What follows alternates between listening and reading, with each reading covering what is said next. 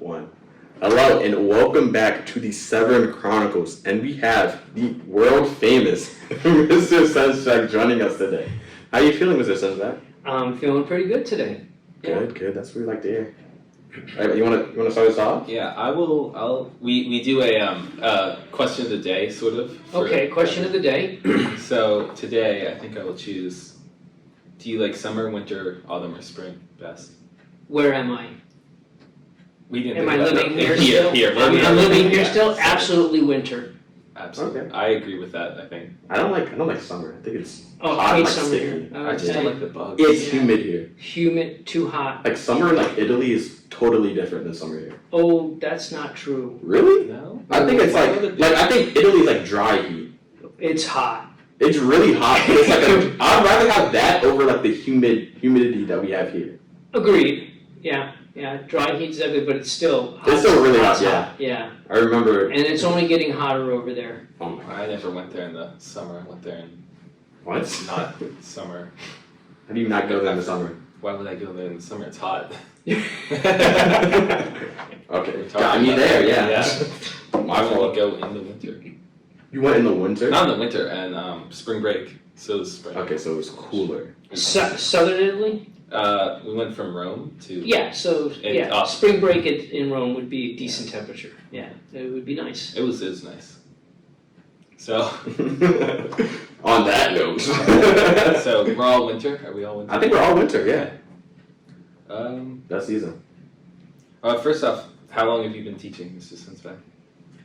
Here? Here and in general. In general. Oh gosh, in general, probably about 20 years, and then here 7. Okay. Okay. That's the longest I think we've had so far. Except for I 7. mean, what do you mean? I 7 mean, years. teaching in some capacity In some capacity. for 20, whether that be through my private studio, whether that be through the university I used to The longest we've adjunct at. had here. I mean, we haven't interviewed. We've interviewed Mr. Brady and Mr. Moore, but I think you're the longest he's been. Yeah, at okay, 7. yes. Because I Mr. gotcha. Betty was like 5 or Something like that. something like that. It Mr. doesn't Moore's matter. 2. Mr. Moore just got here. Um, So where did you go to college? I did my undergraduate at Keene University in New Jersey, which is one of the New Jersey state schools. And that's where I did my first art degree. So did you like it? Was it a good college? Yeah, I mean, it's a state school. I walked out without debt. So you like the air? Yeah. There you go. That's the way to do it. Yeah, it was a really good art program. I had to choose between Rutgers and Keene. Rutgers had Mason Gross, but Keene had a better, at the time, fledgling digital graphic design program. so you went in knowing you were doing. Oh, I went in as an art major. How did you start doing art? High school. I was a 4-year, from freshman to senior. Every year had an art.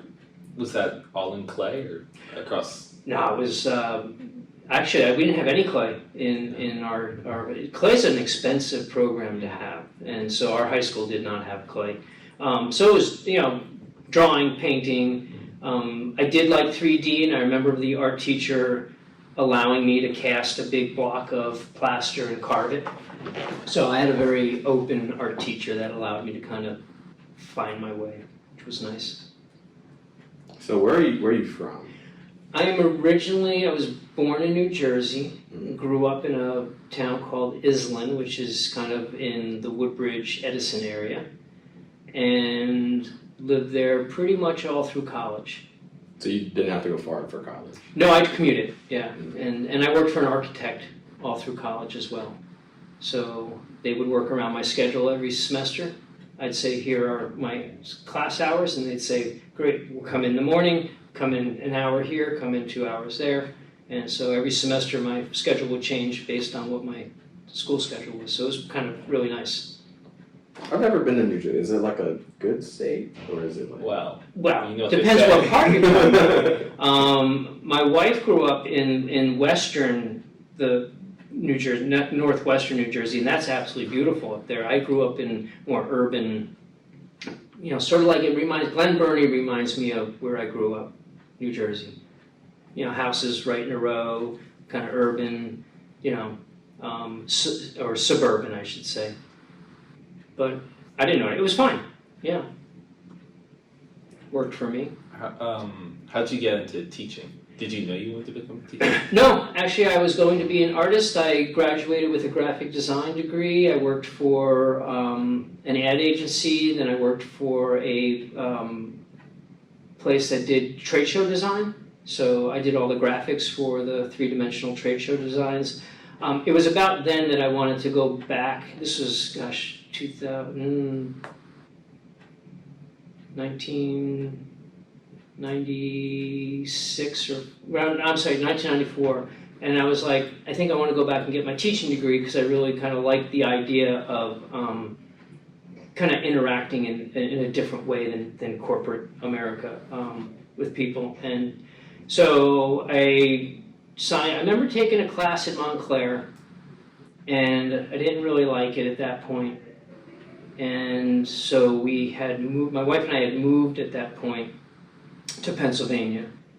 And then I started working at a college, doing their graphic design for them. And then slowly started moving into adjuncting once I came upon Clay. And then from there once I started adjuncting at the college level and then went and got my MFA, I got more involved in other programs in the community that taught, So that's kind of how I kind of stumbled into really enjoying that interaction. So you said you've done teaching at a studio and your own studio? I had a ceramic studio in the town that we lived in Pennsylvania, and I opened up a small little studio. And whenever you open up a studio, the first thing people who come in to buy a piece of pottery then turn to you and say, "Do you teach?" And so enough people I was like, "Sure." And I had two little wheels, and I had rotating classes all week long, different people. And then when I went back to get my MFA, I sold that building because the university that was in our town, opened up a much larger studio. So I kind of hooked up with them and helped lay out their studio with the idea that I would be teaching from there. So, and out of that studio, we ran both community classes and college classes. So I had 4 credit classes, but then we also ran having the community just come in and take classes. So, you go. Have you taught other than Clay then, I assume? Yes.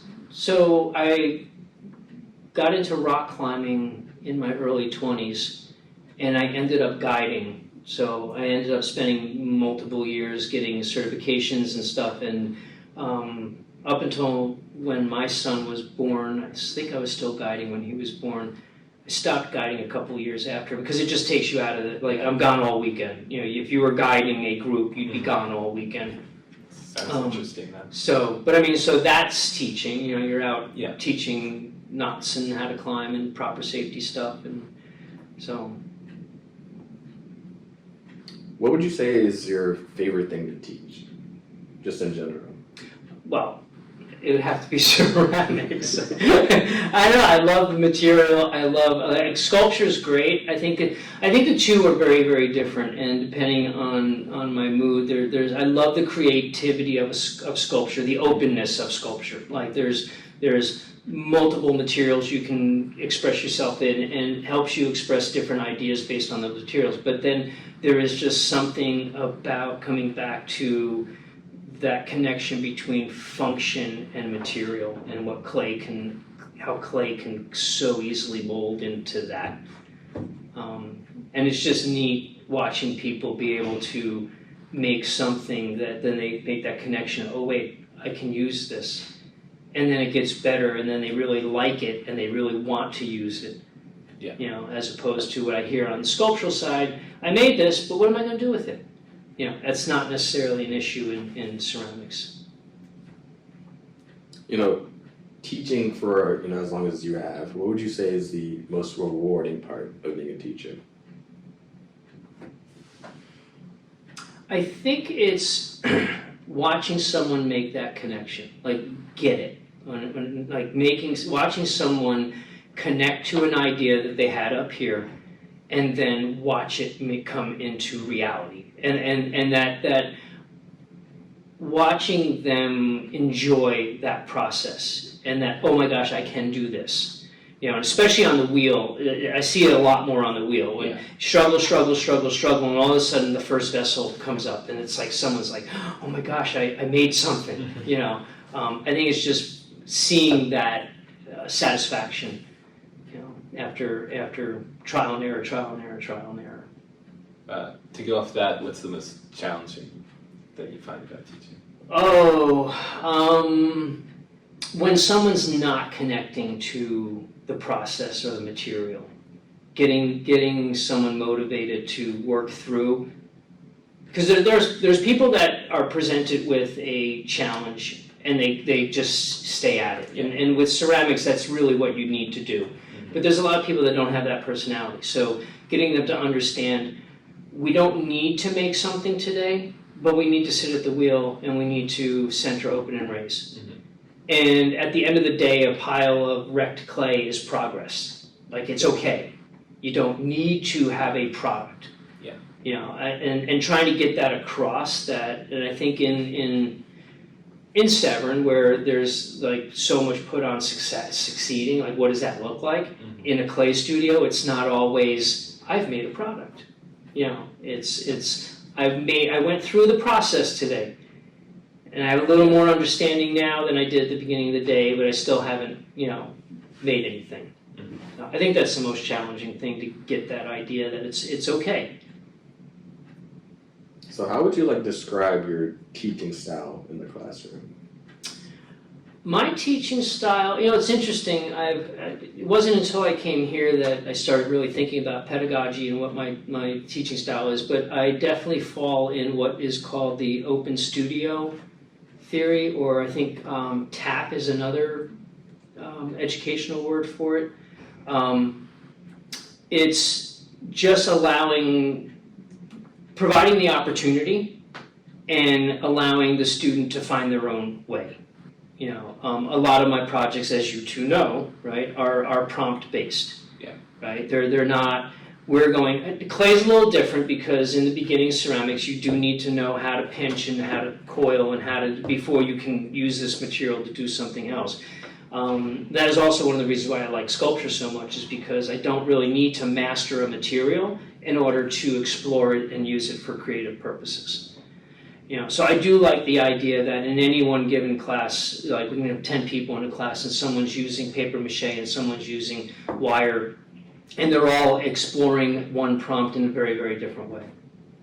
Yeah, that is like the one thing that I do enjoy about your class, is that you'll give us something like a broad topic that you want us to complete, but you'll give us like the materials and, you know, the stuff that we need to succeed. And so you'll have one prompt, but you'll have 8 different people do it in a different way, but still follow under those guidelines that you give us. And so for me, that's the biggest reason why I enjoy your classes so much. Well, thank you. And when I started, when I first came here, or not when I first came here, they made me do the what's the thing where you get the VAP. digital art? Yeah, VAP. I was like, why do I need to do art? I'm not a creative person. But then with the But you are. Yeah. Okay. Absolutely. Yeah. But I'm probably not the most creative person. But then, you are. But okay. Okay. But with prompts, you still have that freedom to work, like you were saying.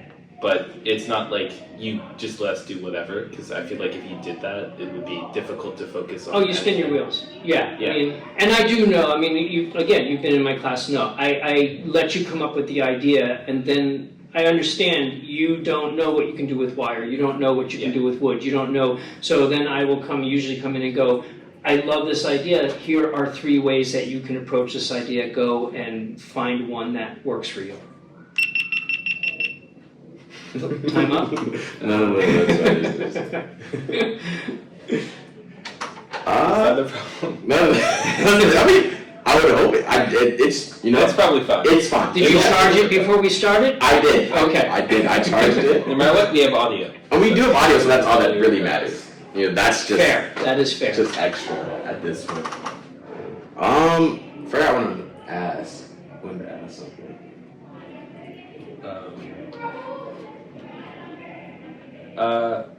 What's your favorite project you do the classroom? I think I just started this 2 years ago, but the gnome, in ceramics, the gnome project, love that project. I mean, and each semester the gnomes just keep getting better and better. But it's again one of those things that now requires you.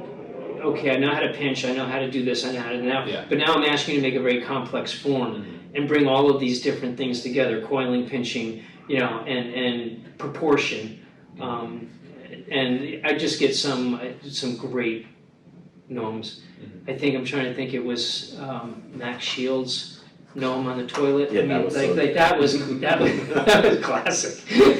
Are they out in the? Did you continue to leave them out? No, they're still in the studio. Okay. Yeah, I haven't. Well, not those specific. I remember when we did it. You can leave them out. Yeah, we have, and I think we've moved. We're revamping the gardens behind the Okay. thing, and I think there are some gnomes that are starting to gravitate out into the gardens. That'll look good. Yeah, and in sculpture, I think one of my favorite projects is the words project, where they have to connect the written word to visual sculpture, and how do we communicate? Because I think that's where you start to make that leap to conceptual art as opposed to object-driven art. It made a pretty object. Now all of a sudden make that connection between what is my art saying? What does, and then having to incorporate words which have very specific meanings. How do I get that to jive or correlate with what the image I chose? Yeah. So, those are my two favorite projects. I feel like those are great picks. Those are good ones. Those are good. I mean, the word one I struggled with. Yeah, I remember. I remember that. It's not easy. It's not an easy project, especially since up to that one, you're kind of like, it's easier to come up with because they're all based on either constructivism, which is okay, I've got to construct something, or color or positive, negative. Okay, those are elements of principles of art. I understand how, right? And then all of a sudden, boom, there's this conceptual piece that I got to start thinking about more. What do I want to say as an artist? How do I want to use the written word? And how do I incorporate that visually? So, I think it's an interesting problem. Matt, what was your word project again? What did you do? I made like a submarine out of a I water remember bottle. that. That's right, you did. I did not. Yeah, that wasn't the greatest. That's your greatest work. But I mean, at least it got done though. that is true. Yeah, you got a grade. Got it done. So like in your class, something that I've noticed is that sometimes when we're starting a new project, you'll have us read like a small like passage on like the history of like the medium we're working in, or like the process that we're working in. And so I just wanted to ask, like, where did that come about? Because at least me personally, with my past art teachers, it hasn't been like anything like that. It's kind of just like, this is what we're doing, this is what I'm giving you, go do what you want. And so you kind of don't get to learn the history on it. Because I think, for me, when I'm working, I want to know, like, where does this come from? I mean, because you heard the saying, there's nothing new under the sun, right? I mean, most of art is either regenerated or rethought or piecemeal here and there. So I think it's important to know, like, well, where did this movement come from? How are other artists working in this? How are other artists speaking about this? And I think one of the ones I like the best is when we move into the environment, in sculpture, when we move into environmental art, there's two readings. There's a reading about the material, wood, from the perspective of a woodworker. And then there's a reading from the perspective of a tree planter who has to go in after everything's been clear cut and replant and those two perspectives on that material, I think, help you formulate ideas or think differently about how we use what we use. But it's also, I think art history is important. I think knowing where we came from artistically, stylistically, movement-wise, right, helps inform what you're going to do with that piece. So I think we're pretty good, but just want to ask one question. Yeah. I think we've asked like everybody this question. So like what advice would you give like a young like aspiring teacher like on their journey to become one? I think don't take yourself too seriously. You know, it's okay not to have the greatest lesson on any given day. You're going to learn from that. I think we get really uptight that we're not delivering the material. You know, like, oh my gosh, I quite didn't hit the mark today. And I think it's giving yourself some grace and just say, okay, tomorrow's another class. You know, but again, yeah, just not taking yourself too seriously. That you're not. It's a long year, and I also look at it as a long 4 years. Yeah. You know, so if I don't quite get it in this class, you're going to come back into my class, and I'm going to be able to kind of add a little more and add a little more. Yeah. So I think that's an important perspective. Are you? I good? don't think I have any questions. Though. Okay, I think that's it. All right, thank you. Thank you for coming on. You're Talking welcome. with us. Yeah. Appreciate it. Severn Chronicles out. We're done. Very nice, guys. Thank you. Did a good job. There's some good questions. Uh, Are you getting some good like feedback and stuff from? I mean, are you getting some good information? I think we are. I think we are. I think It's like we're getting. we're getting different answers, but they're kind of the same at the same time. Yeah. Like there's some similarities and there's a lot. Yeah, of differences. it'd be interesting when we finish because you know cultures, right? Why am I still here? It's because Severn like supports my pedagogy, right? And so if everyone is in that same boat, you might get the same type of answers to some type of questions because we're all here because this institution supports that kind of culture. Yeah. Right, when you think about it, as opposed to, but if you started interviewing from different schools, it'd be interesting to see like what the different answers would be from different educational cultures. So, but yeah, it'd be interesting to see how that pans out as you interview more people. Yeah. Whether you start to see a kind of a pattern of certain questions answered the same We way. have a little bit of a pattern, I think, so far. Yeah. Like we didn't ask Mr. Parody this, I don't think, but we asked about we asked him some more what she thinks the best thing about teaching is, and she said along the lines of what you said about seeing the connection. Yeah. Like when they get something. Right. And so yeah, I think most teachers like that's the reward. I mean that's kind of why you right. That's why that's the reward. Go, you're getting. Yeah.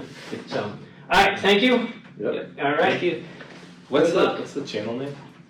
Severn Chronicles. Yeah. Okay, so if you want to look at them, it's the What is it? Severn Chronicles.